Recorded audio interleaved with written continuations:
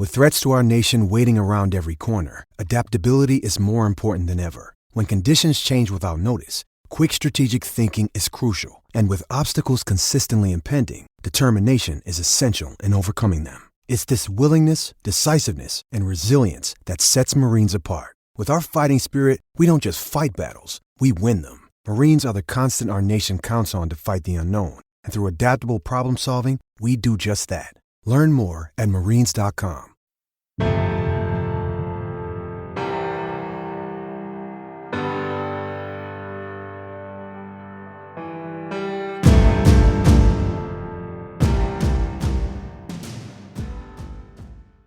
How do we go about, creating a great experience for kids and making football the best part of our day and creating healthy and happy athletes and ones that can perform at a high level and ultimately go out and win a lot of football games that too, on top of it. This is our first of many episodes this year in our Champion Series where we talk to state champions around the country and learn what they do to get their programs to the top. Imagine having a season where you could play 14 games, go through the entire season, have all your players available every single week, have all players available in that Week 14 state championship, everybody healthy and performing at their best and winning that state championship. I think that's something we would all wish for ourselves, and it's something we rarely see, though. We lose those players over the course of the season for multiple reasons, but Stewartville High School was able to do that. They went through the season, 14 weeks, state champions, had everybody available in Week 14,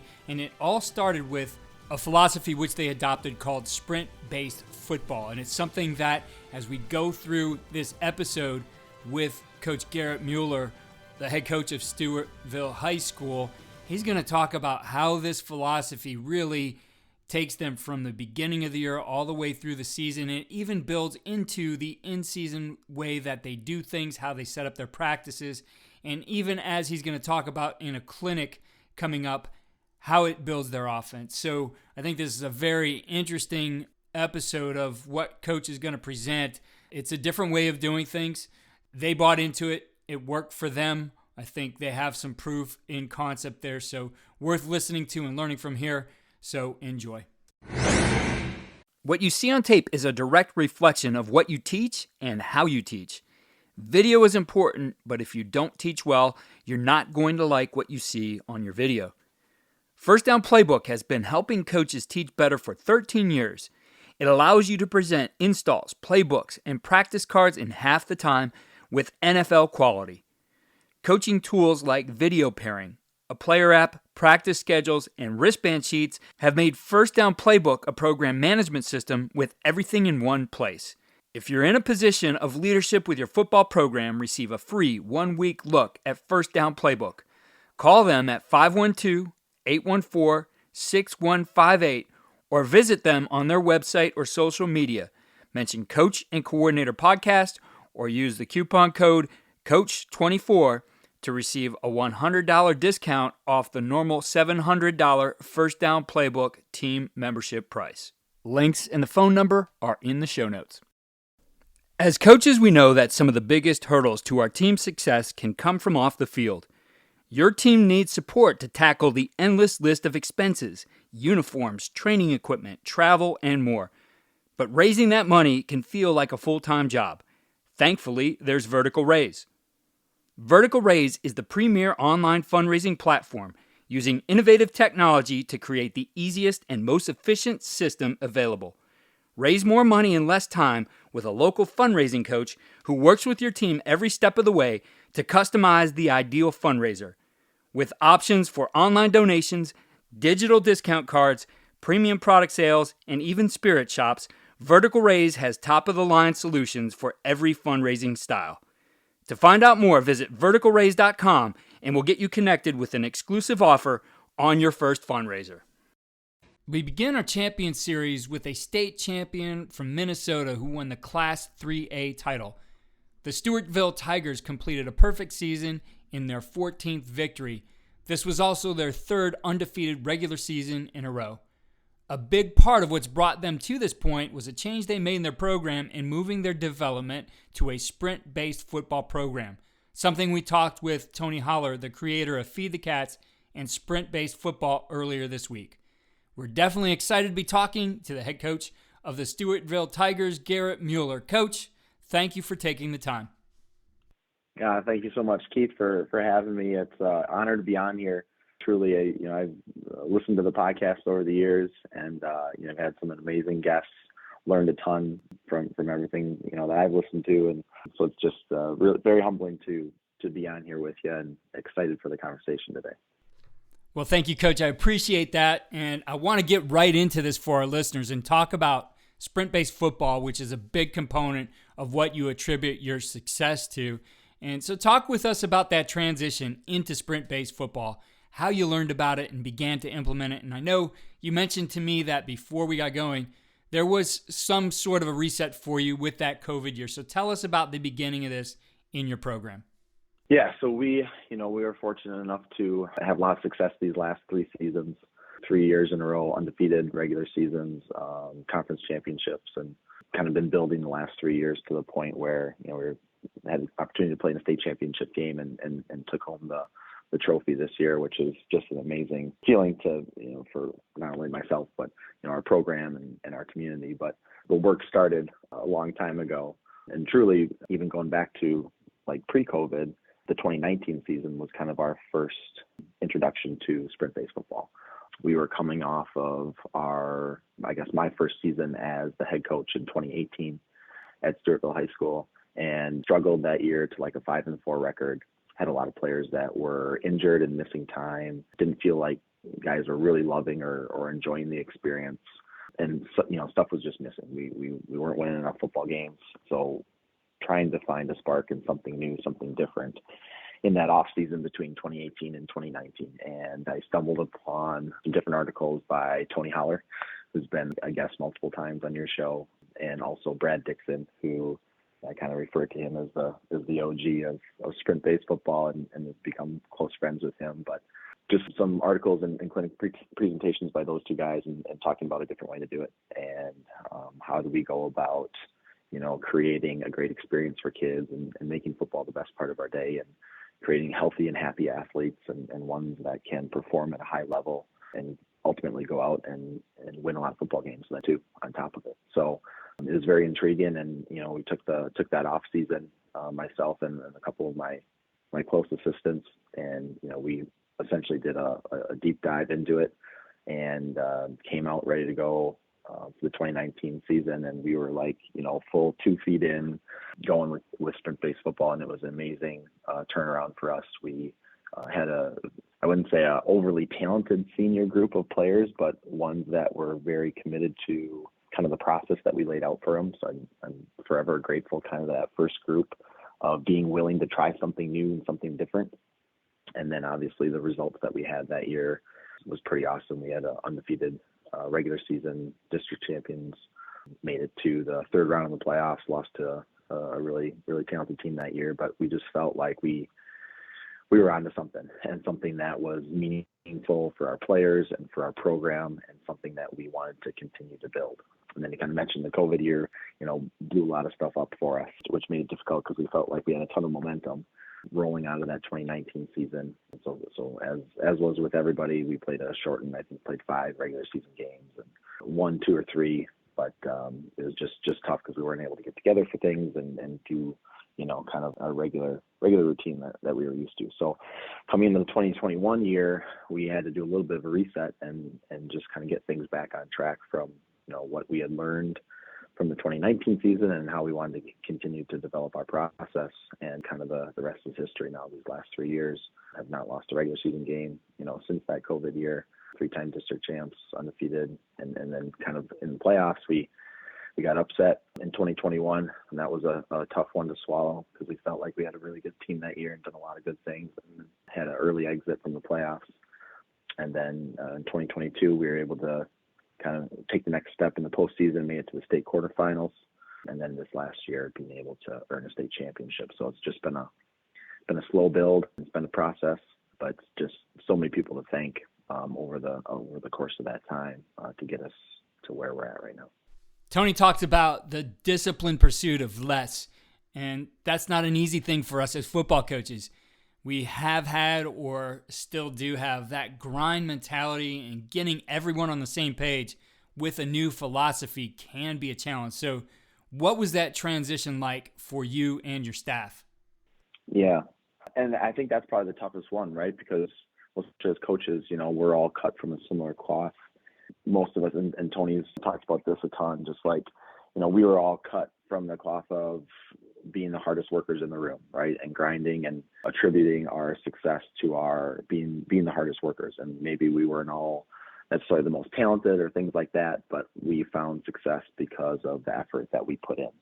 And I think the big thing is we don't want to diminish hard work and effort. Like, those things are very important, but it's, what you had mentioned, the disciplined pursuit of less, or, taking an essentialist view and identifying what are the most important things to our program and our players' success, and cutting out all the extra BS and focusing on our time and our effort and our energy and working hard at those few things that are going to make the biggest difference, in our players' success and winning and losing football games.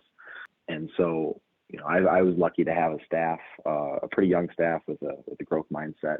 And, when we brought this to them, they were 100% on board. I really didn't have someone who was resistant or kind of stuck in whatever their traditionalist ways and not wanting to try something new.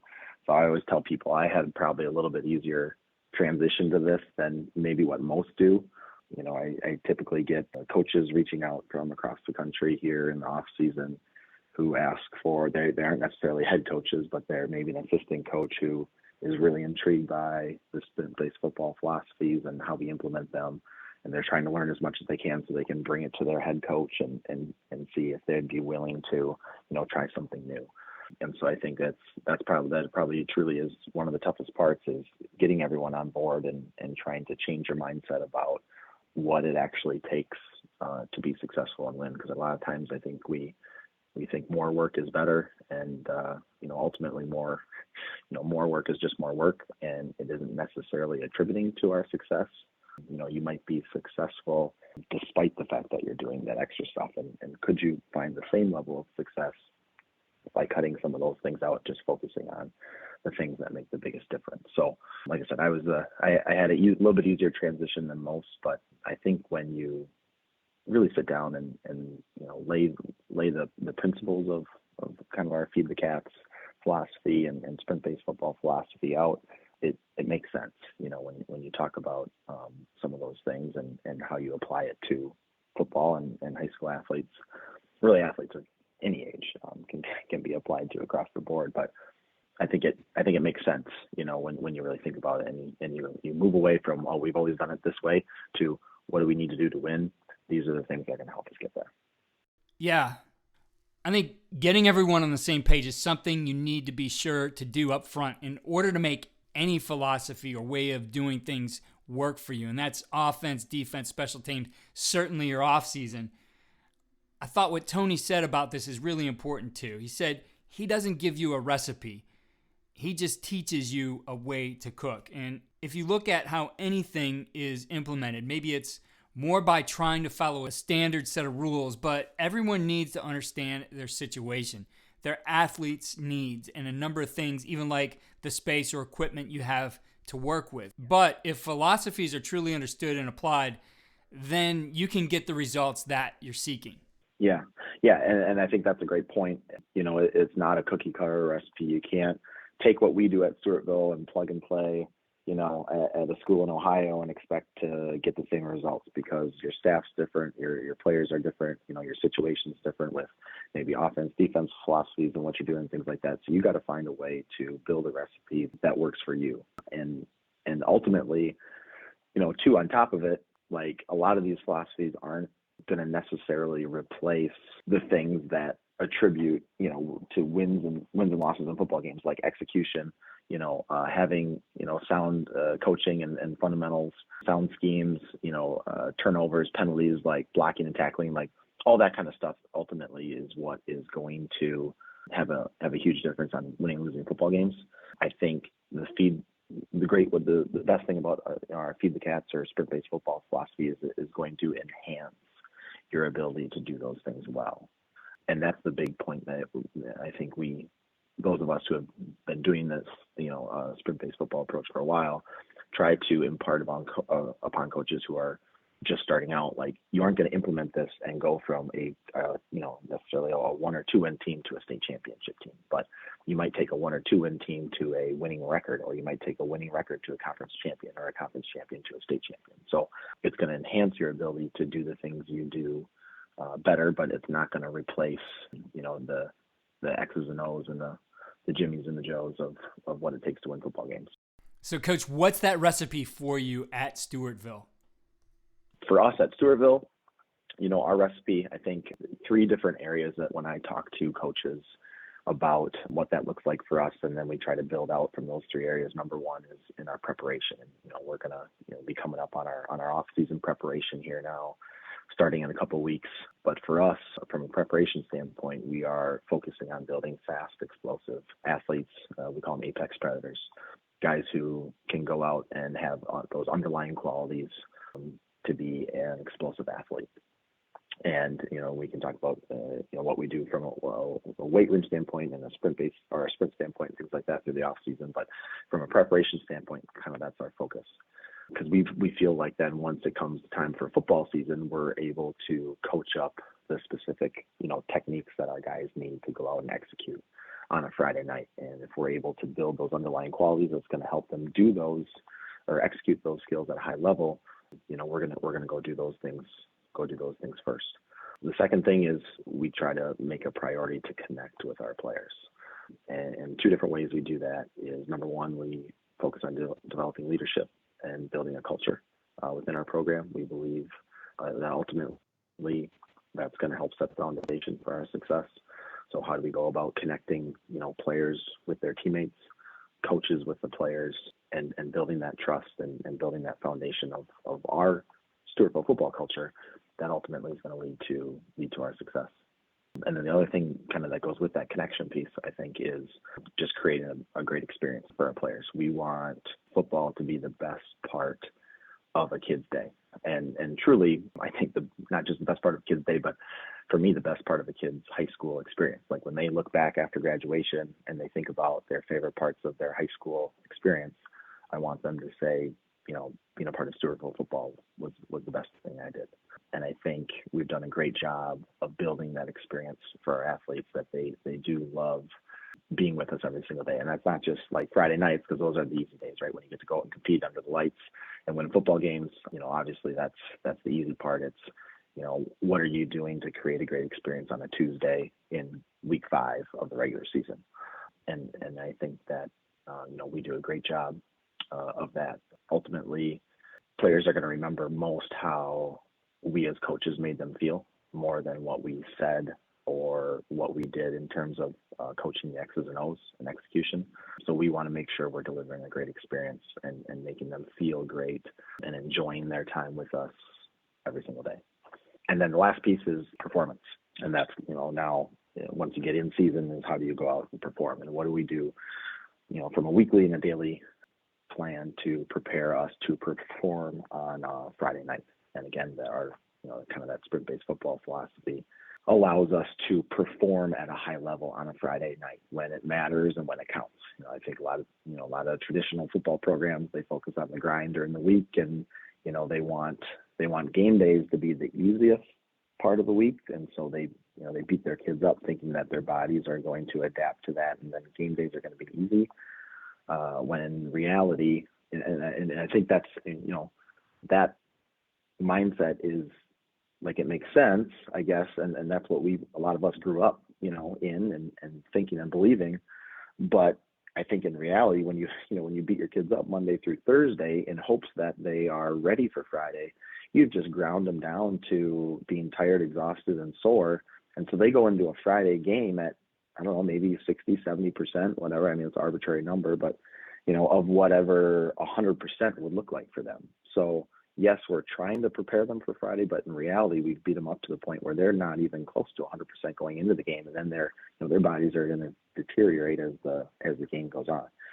Whereas kind of the, sprint-based football mindset is, we're going to make, from a physical standpoint, at least, Friday nights are going to be the hardest thing that our players have to do during the week. And so we're going to prioritize rest and recovery. I think that I lose a lot of coaches right away when I talk about like our 10 pillars of sprint-based football. Number one is happy and healthy athletes. And to do that, we have to prioritize rest and recovery. Rest and recovery has to be more important than practice. Never let today ruin tomorrow. Tony's probably said that a couple hundred times on your podcast maybe, but that we truly live by that.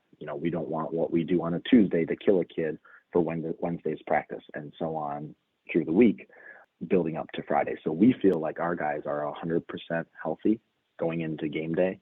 And if they're lining up across from a kid who's only 60, 70% at kickoff, we're going to win the first half and be so far ahead that second half of that football game then isn't even going to matter. Both guys are going to, fatigue and get tired throughout the game, but we're going to be so much faster and healthier to start that game that the team we line up across from really doesn't have a chance.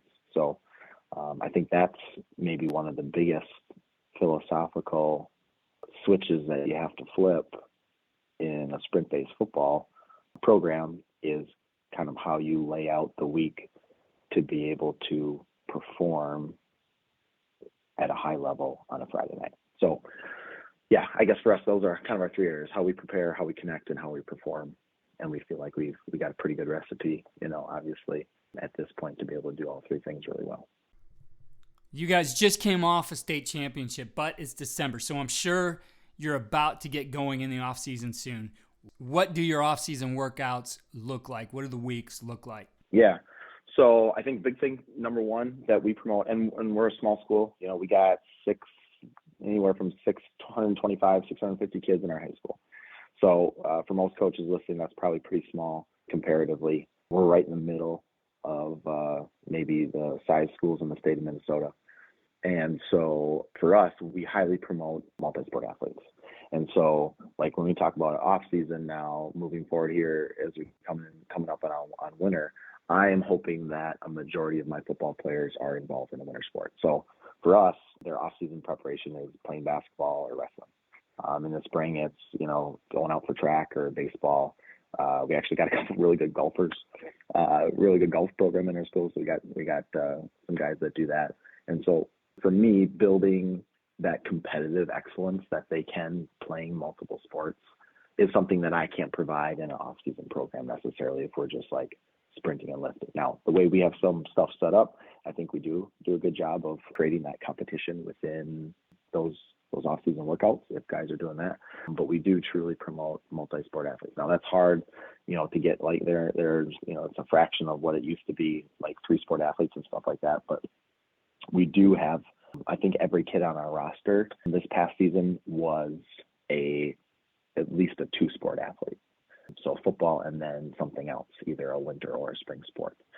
So we highly encourage that for our guys in the off season. If they're not involved in an off season sport, so coming up, say in the winter here, we have our off season workout program for them that we have great attendance at, and that's a big part is that we try to impress upon guys is working out together, because ultimately they're teammates in football, but then they're teammates in all their other sports too. A bunch of our guys, if they're not playing a winter sport, they're getting ready for like baseball season. So they should be, working out together in the winter to get prepared for baseball season.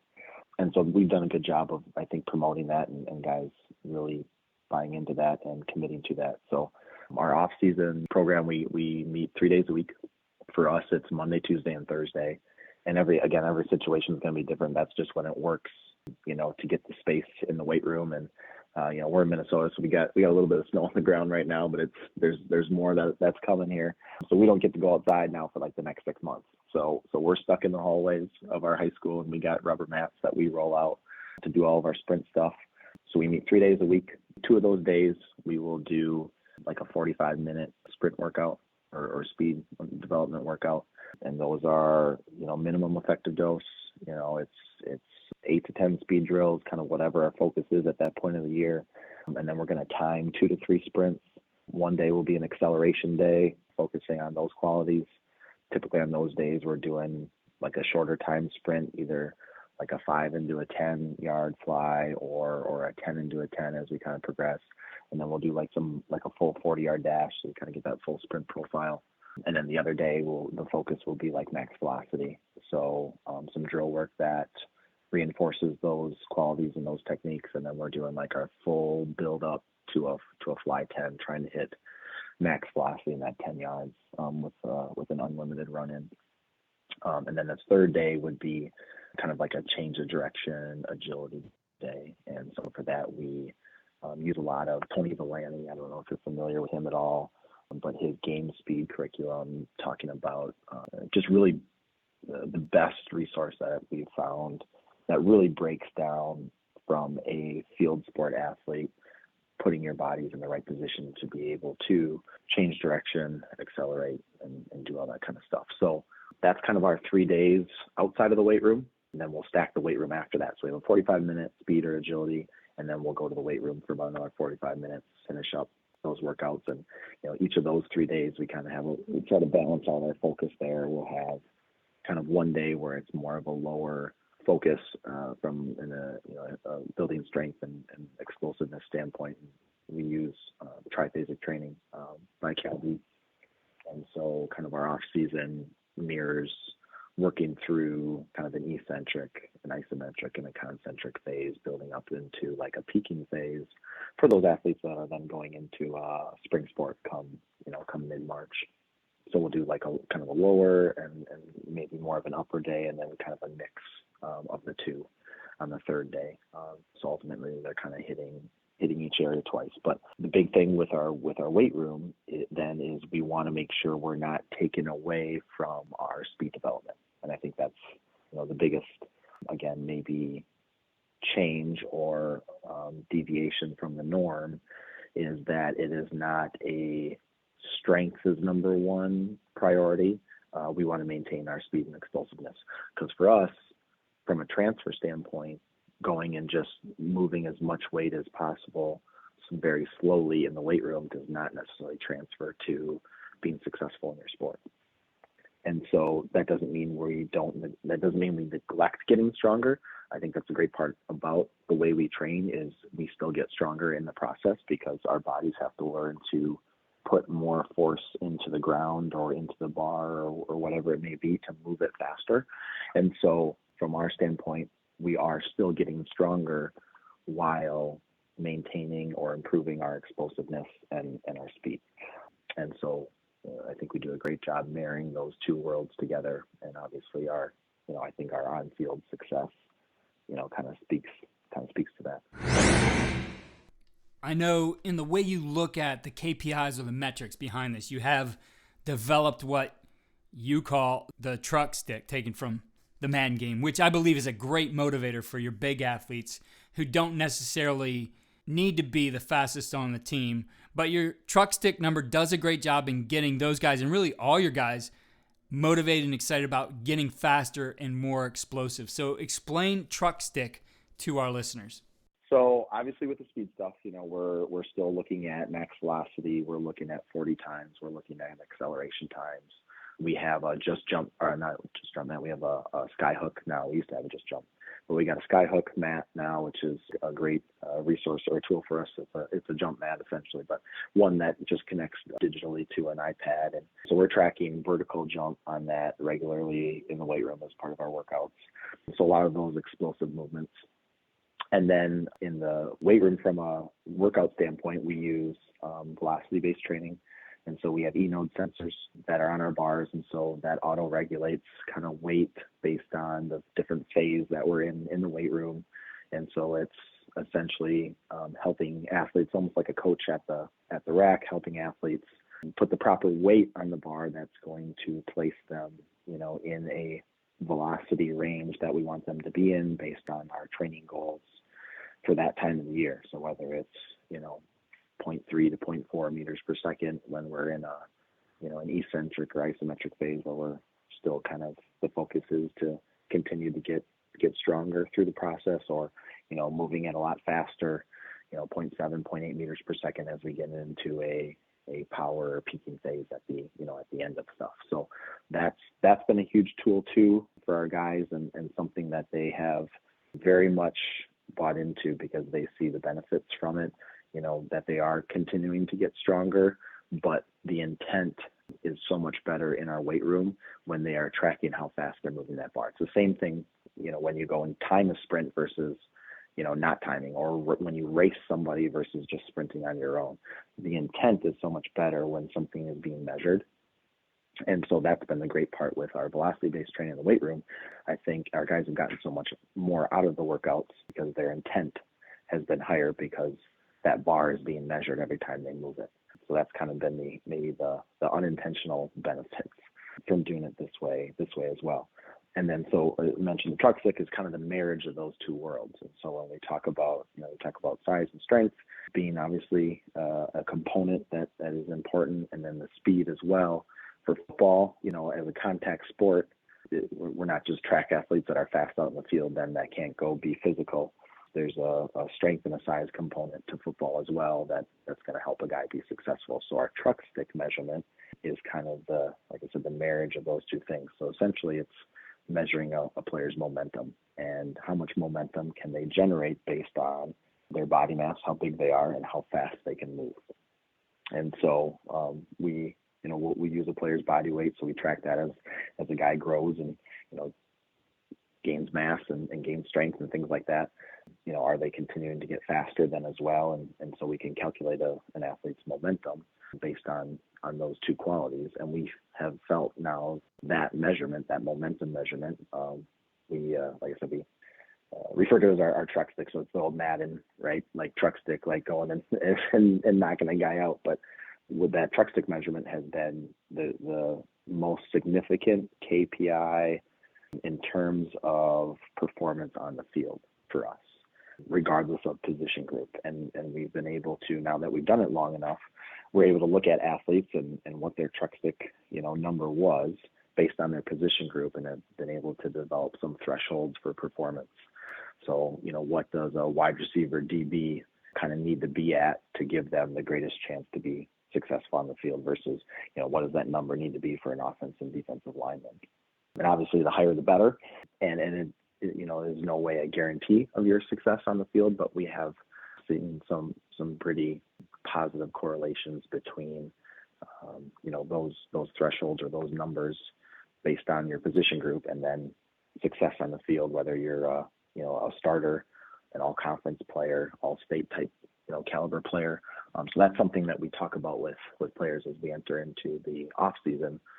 Kind of where is your truck stick at right now, and where do we want to try to get that to for next year to help put you in a position to be more successful on the field. So looking ahead to the season, how does taking a sprint-based football approach translate to that in-season schedule? Once we get into the football season starts, so we maintain kind of that 3 days a week off season through, we'll have a winter sport off season athletes, and then we'll transition to a new set of athletes that are maybe out of season in the spring. And then once we're summer and we're kind of all together, we still keep that 3 day a week, even in June and July.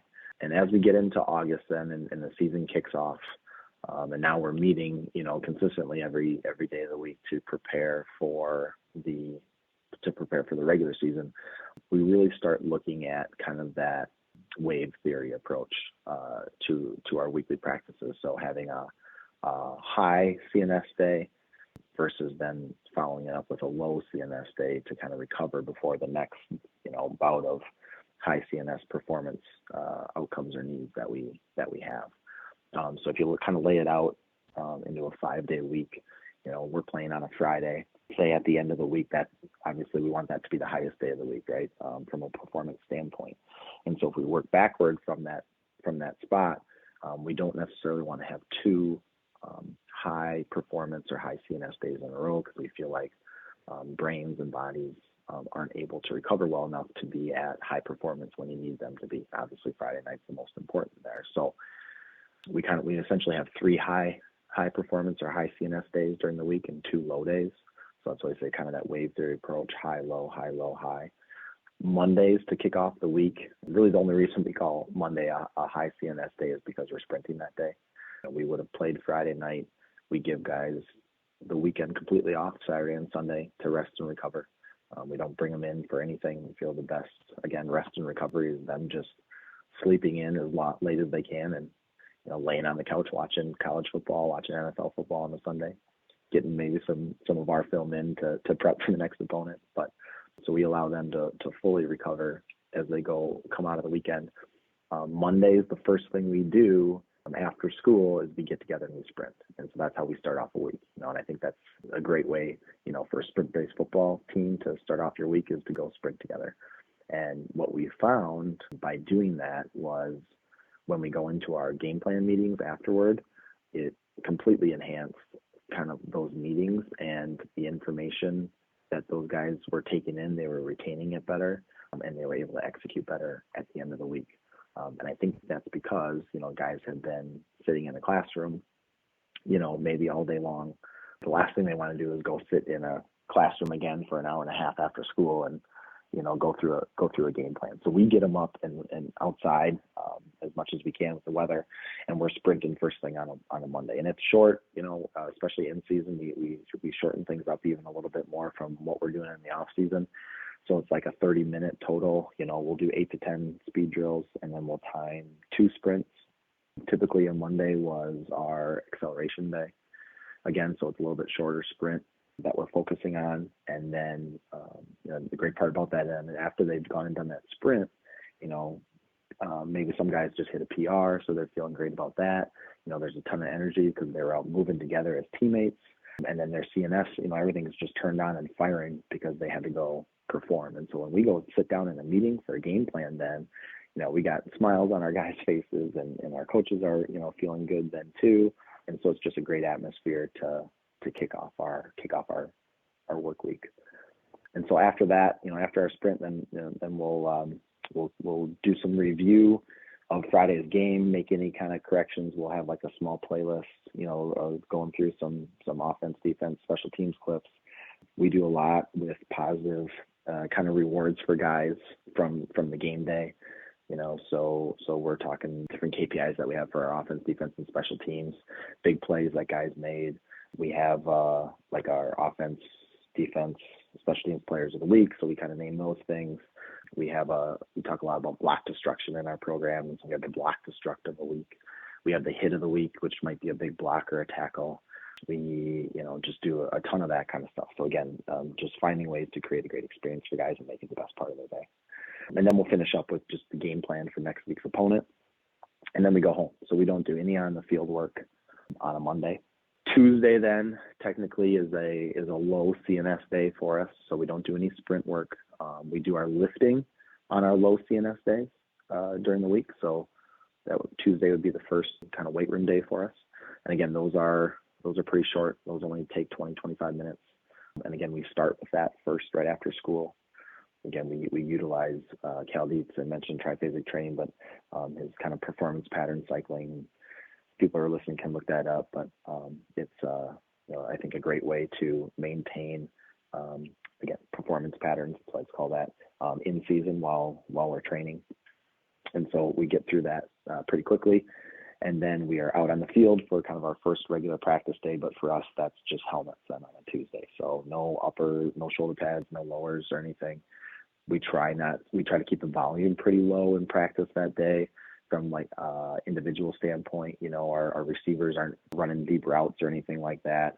We try to give enough rest and limit reps for guys during indie group and team time.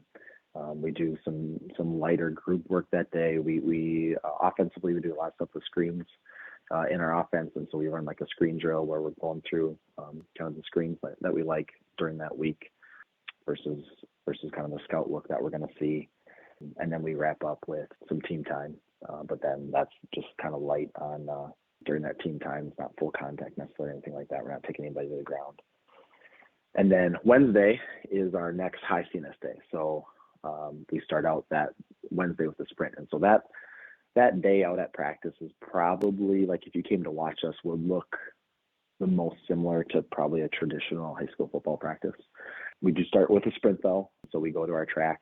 We do max velocity that day. So unlimited run-in, fly 10s, about the same amount of time, 30 to 45 minutes total. Just depends on the group size. We sprint everyone in our program 9 through 12 because that's kind of for us, again, in our scenario, how we have to kind of set out our practice week. So we sprint first, and then we're right out to the field, and we just go shells on Wednesday. So we're never full pads really during the season at all. But like I said, then that looks a little bit closer to a regular football practice. So we'll do indie time. We do some one-on-ones that day, so the volume is a little bit higher for like our skill guys, wide receiver DBs. We'll do skelly inside run for our big guys up front, and then get into the team time. And then we still don't ever take guys to the ground. We focus more on positioning angles and stuff like that defensively. That's a lot of tag off out in space. We do a really good job with some circuit work in our program. I think I mentioned block destruction, but tackling as well. So we get our live tackling in a controlled setting, versus bags or landing on mats and stuff like that. Again, to maintain the health of our players. So that's a Wednesday, and then Thursday's back to a low CNS day, and that's our lightest day of the week. Really, we start with our lift first right after school. And then we have like a script practice that we go through. So we have kind of scripted out our special teams kind of mixed in with our team plays, different scenarios. We'll go middle of the field, third downs, red zone, 2-point plays, the whole kind of gamut of what we might see on a Friday night.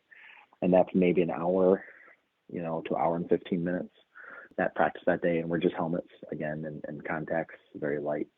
And so then, kind of that four-day work week leading up to game day, we feel like our guys then are ready to rock on Fridays, which is then, kind of our third high CNS day, game day. We want our guys, like I said, as fresh as possible, as fast as possible come kickoff. And obviously felt like we've done a great job of that here now for several years. I think one of the things I'm most proud of is in the state championship game here this last weekend, we dressed and every player was available to play on our roster in the state championship game, in week 14. And I don't think a lot of teams necessarily can say that. And we had virtually every player available to an extent every single game this season.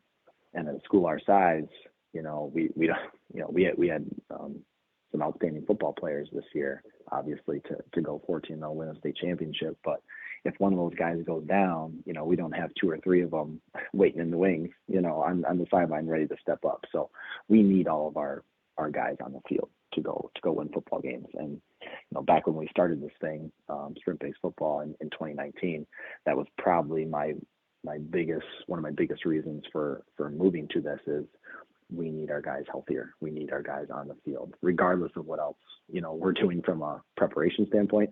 If our guys aren't healthy and can't be on the field, we're not going to win football games. So that's been a huge, huge part, of our sprint-based journey is healthy and happy athletes that can go perform on a Friday. And probably say, really the last 3 years since 2021, we haven't had a season-ending injury for a player. There's been some broken fingers and hands and things like that, but nothing we haven't been able to, club up and put them on the field. So that's been huge for us. And like I said, big part of our success. So at the end of this week, December 8th, December 9th, you're going to be at the Track Football Consortium at Elmhurst University in Chicago. And speaking about your offense and everything we talked about, you really see how all of this fits together in one piece. And now in this particular clinic, you're going to be talking about how this goes a step further and how you think about now with a sprint-based approach, how are we building our offense with the athletes that we've developed? Talk to us about what we're going to see, or give us an overview here about this TFC Chicago that you're speaking at. Again, I guess quick plug for TFC, but best clinic I've ever been to or been a part of. Highly recommend if you can get to the Chicago area. Elmhurst University here coming up December 8th and 9th. It's an unbelievable lineup of speakers and it's been the most impactful thing we've done in terms of the development of our program. So highly recommend that. If you can't get in person, like you said, there will be recordings available then after the fact. In terms of what I'm going to be covering this year, in years past, I've done a lot with sprint-based football and highlighting the things that you and I have kind of talked about up to this point. And so there's past recordings out there and available for people if they're interested in taking a deeper dive into it. So this year I want to talk a little bit about our offense and what we do to be explosive on a Friday night and how we use that sprint-based philosophy to guide some of that decision making on offense coordinator and play caller on Friday nights, and I've been doing that at Stewartville since, I joined the program back in 2011. Probably my most favorite thing to do as a coach is call plays. It's something that I've enjoyed so much, because it's such a unique challenge, and I love. So it's like solving problems, and such a cool thing to do, especially when you see guys go out and execute the whatever you had put on paper. To see it come to life is such a cool process, I think. So for us, we're ultimately a spread offense, and so we have done a great job developing great athletes, but also just having some super talented kids come through our program for a long time now. And so I think from a sprint-based standpoint, if we're going to develop fast, powerful athletes, then we have to find ways to get those guys the ball in space, and truly being a balanced offense. And when I say balanced, actually I heard Mike Leach had a great quote.